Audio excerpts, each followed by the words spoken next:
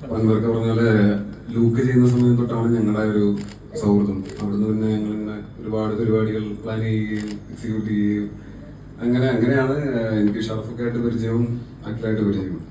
അപ്പം ഉണ്ടായിരുന്ന ഒരു ചലഞ്ച് ആദ്യം എൻ്റെ അടുത്ത് ഇത് ഇങ്ങനെ ഒരു പ്രോജക്റ്റ് പിച്ച് ചെയ്യുന്ന കാര്യം അന്നൂരൊക്കെ പറയുന്നത്. അപ്പോൾ ഓൾറെഡി ഞാൻ പടങ്ങൾ സ്കോറിംഗ് ഒക്കെ പോയിക്കൊണ്ടിരുന്നതുകൊണ്ട് ഞാനിങ്ങനെ പറഞ്ഞു എനിക്കിങ്ങനെ സമയം ഇതാണ്. അപ്പൊ എൻ്റെ അടുത്ത് നീ കണ്ടു നോക്കിയിട്ട് അപ്പൊ ഓൾറെഡി വിഷ്വല് ചെയ്തതിന് ശേഷമാണ് എൻ്റെ അടുത്ത് വരുന്നത്. അപ്പൊ വിഷ്വല് ചെയ്തതിന് ശേഷം നമ്മുടെ അടുത്ത് മ്യൂസിക് വീഡിയോ വരുമ്പോൾ നമുക്ക് ഭയങ്കര പരിമിതികളുണ്ട് ചെയ്യാൻ.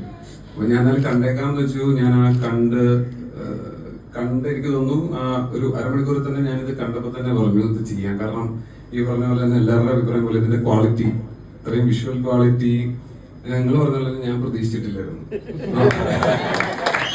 ഞാനൊരു മ്യൂസിക് വീഡിയോ എന്ന് പറഞ്ഞു വരുമ്പോൾ നമ്മൾ സ്വാഭാവികമായിട്ടും നമ്മൾ അപ്രോച്ച് ചെയ്യുന്ന പലരും വളരെ അണ്ടർ ക്വാളിറ്റി ആയിട്ടുള്ള സാധനങ്ങളായിട്ടൊക്കെ വരാറ്. അപ്പോൾ അവരെ വിഷമിപ്പിക്കാതെ പറഞ്ഞു വിടുക എന്നുള്ളതാണ് ഏറ്റവും വലിയ ടാസ്ക്. അപ്പം ഇത് കണ്ടപ്പോൾ തന്നെ പറഞ്ഞു ഇത് കൊള്ളാം, ചെയ്യാം.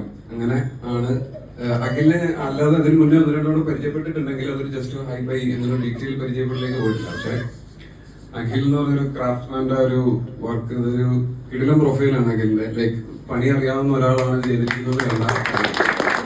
അങ്ങനെ പ്രൊജക്റ്റിന്റെ ഭാഗമായിട്ട് നമ്മൾ ചെയ്യുന്ന പണി റിഫ്ലക്ട് ചെയ്യുന്നെങ്കിൽ അതിന്റെ കൂടെ കോമ്പൻസേറ്റ് ചെയ്യുന്ന വിഷ്വലും നന്നായിരിക്കും എന്നുള്ളതൊരു വലിയ ഫാക്ടറാണ്.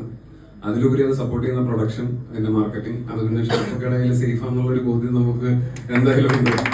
വളരെ സോ ഹാപ്പി നല്ലൊരു പ്രോജക്റ്റിന്റെ ഭാഗമായതിൽ വളരെ വളരെ സന്തോഷം.